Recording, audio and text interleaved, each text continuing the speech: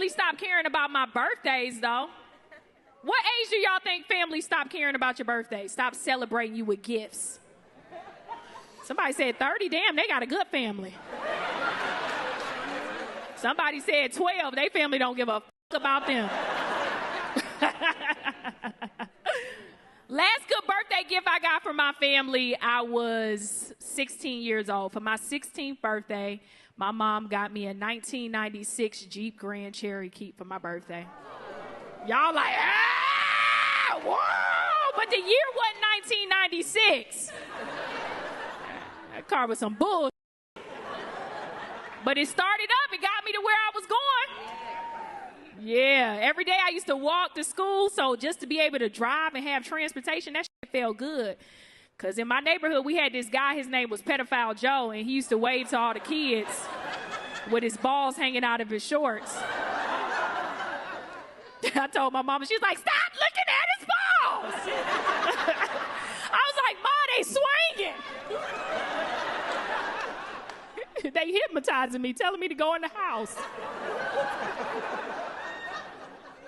So I was so excited just to be able to drive past his house and flick him off, you know, and he was still happy, like, if it break down, you'll be back. So it felt good to have that car. But my family, now that I'm in my 30s, they don't celebrate my birthday like that no more. My grandmother, for my birthday, she got me a hanger. You put it in the closet, you put 5 pairs of jeans on it. I was like, Grandma, I would rather $20 out your titty, you know what I mean? That'd have been more heartwarming, you know? And my grandma got the shake, so she'd be so proud.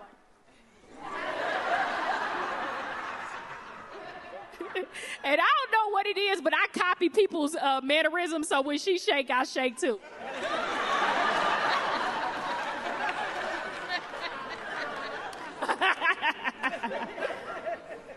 My mother, for my birthday, every year she give me a $50 gift certificate to Victoria's Secret. Never a dollar more, never a dollar less. She said, baby, make sure you always got new underwear. And I said, damn, you think I wait a whole year to get new underwear? You right, I knew it was coming, you know?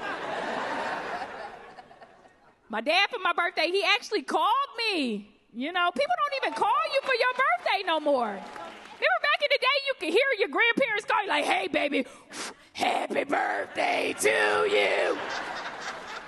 What the f*** you got going on, you know? But people don't even call you no more. They just send you text messages.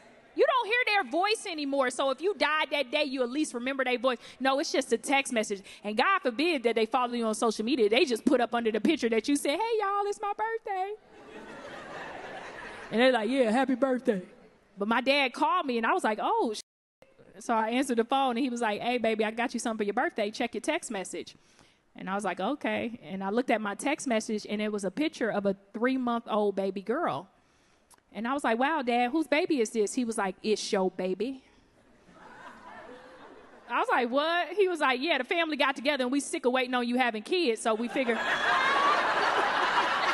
we'll just get you a baby for your birthday. And I was like, damn, Daddy, where'd you get this baby from? Did you steal it? Did you adopt it? He was like, no, it's your cousin. She got 8 kids, so we figured you could just have one.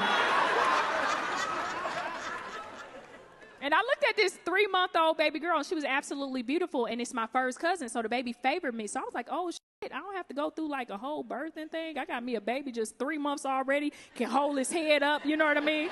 I don't got no loose neck-ass baby. This baby ready to go. But I knew shit was weird because the baby, they put a filter on the baby, and you don't put filters on baby photos because that's when the baby's supposed to look its best. Baby still got a good hairline, skin smooth. Somebody put a filter on the baby. You got to go check this goddamn baby out. My daddy is a hurry up, quick answer type of person. He was like, do you want the baby, yes or no? I said, Daddy, wait. I said, the baby got a filter on the photo. I don't know what the fuck a filter is. Do you want the baby? I I said, Dad, let me go visit the baby and see if I connect with the baby. So I went to Atlanta to visit my cousin, and when I walked in the house, she handed me this beautiful 3-month-old baby girl. But what they didn't tell me is that the baby had a breathing machine attached to the face. So I held the baby, for like 30 seconds, and then I gave the baby back to her, and I said, hey, I don't want this sick-ass baby.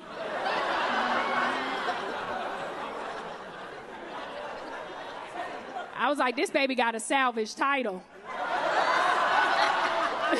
This baby got a lot of damn water damage. This baby is a lemon. I don't feel bad. Don't nobody in here want no sick-ass baby as a gift.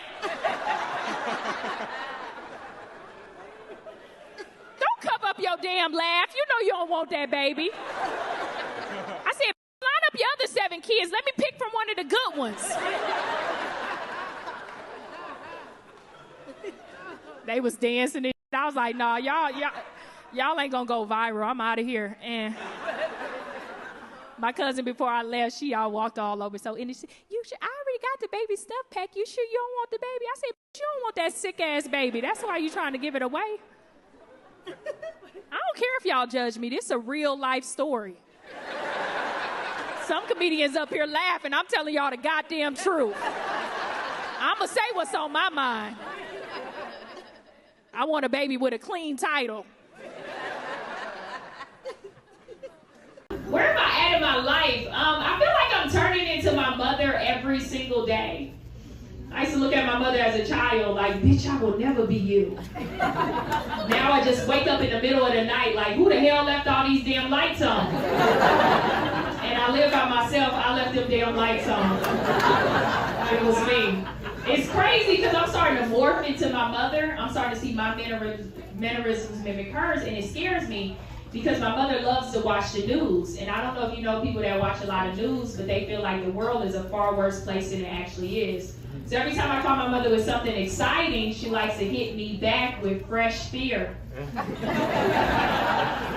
Called my mother up recently, I said, hey, Ma, I'm going to Vegas. She was like, ooh, be careful, you're gonna get drugged. I was like, no, Ma, I don't hang out with those type of people. We watch each other's back. And she was like, no, baby, I seen it on the news. They drugging everybody.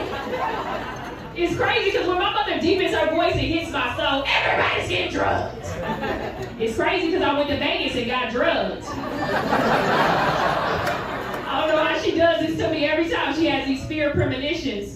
But let me start from the beginning. So me and my homegirl went to the Encore Beach Club, and I saw all the cabanas in the back. And I was like, ooh, bitch, we need to be over there with the ballers.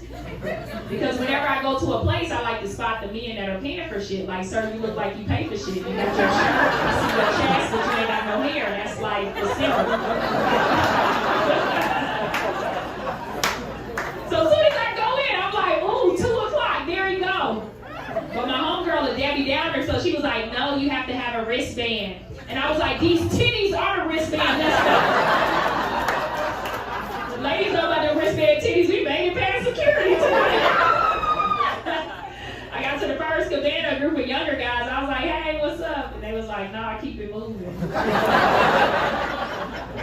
I figured out younger men don't like me, and I love younger men because I love muscles and a lack of ambition. It just really turns me up. I love a man that plays video games all day because I know where the fuck he's at. Just my type. But younger men don't like me between the ages of 21 through 28, and I realize it's because of the short haircut. And how I found out is I was at a bar one night in a dimly lit area, and I had my back turned, and this guy, he approached me. He looked to be about 27. And he tapped me on the shoulder and he said, hey bro, where the hoes at? I said, hey. He said, can you hear me? I said, where the hoes at? I was like, hey, I like your muscles. He was like, yo nigga, you weird. I turned into my mother, I was like, they over there with the hair. I don't know if you ever been to Vegas in the summertime, but it's 115 degrees, so I had sweat dripping down my face. The sun crippled my back. I'm over 30, so my knee went out. That Vegas heat will break your body down. Every command, I was like, hey. They was like, no, keep it moving. I was like, shit, I understand.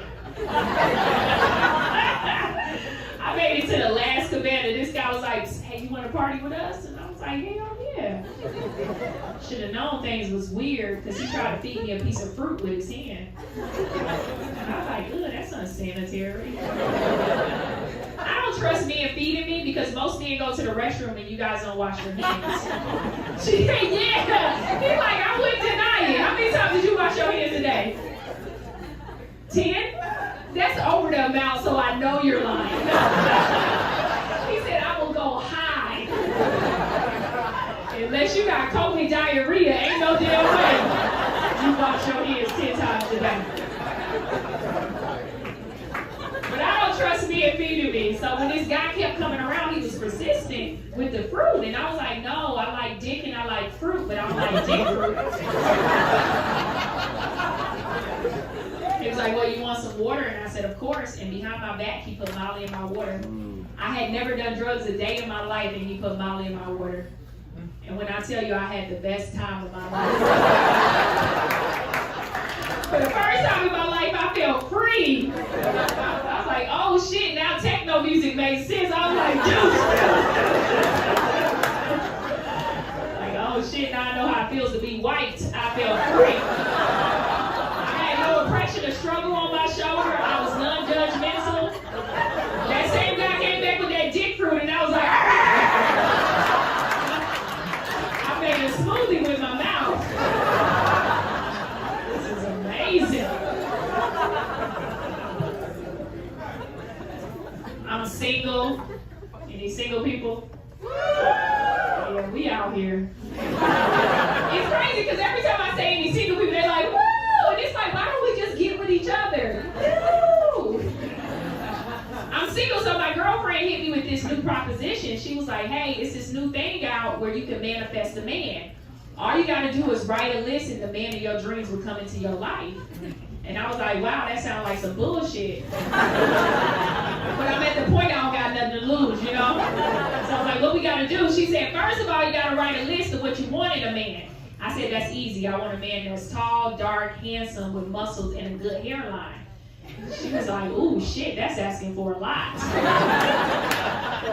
I was like, what we have to do next? She was like, next you have to write a list of what you need in a man. I said, I need a man that's loving, caring, supportive, financially stable, and a family man. She said, okay. She said, you know, this man don't look like that man. The man you need don't look like the man you want. I said, your little list is stupid. Why would we write 2 lists? Let me just write 1 list. And it was a long-ass list, and I held it to myself, and I said it every day. I recited it. I believed in it. And the man that I want, he ended up coming into my life, and I seen him. And I was like, oh shit, he didn't notice me. So I was like, I gotta shoot my shot. Because I'm afraid to approach men because when I was 13, I was madly in love with this guy and he didn't love me back and it really hurt me. As an adult, I was able to process that it was because we were cousins. My cousin was everything I wanted. You hear me? He looked just like me from the back. I was like, oh shit.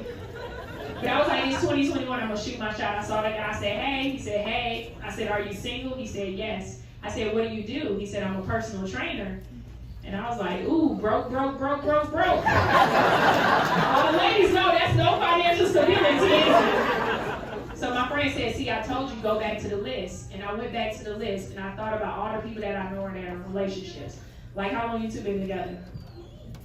A year? Okay, y'all look happy as hell. You look mad all the time, but you know. She don't care. She like that mad face. 10 years. Wow, 10 years. How long you two been together right here? 1 year. Okay, somebody just intercepted your shit. Well, 1 year, I like it. Okay, hey, I see you. She want everybody to know they in a relationship. Like, hey, you got a black man before me. Ain't that about a bitch? I got to worry about white men out here. But see, I thought about all the people that I know are loving, caring, relationship, financially stable men that take their women to comedy shows, and I realized that my lifestyle requires a man with body fat. So now I look at life different. Every time I see a man with a little stomach, I'm like, ooh, bitch, he got a good job. It is something now to me different. I'm like, oh no, when I see a man, the bigger his stomach is, I'm like, ooh, I know he eat, I eat, we eat.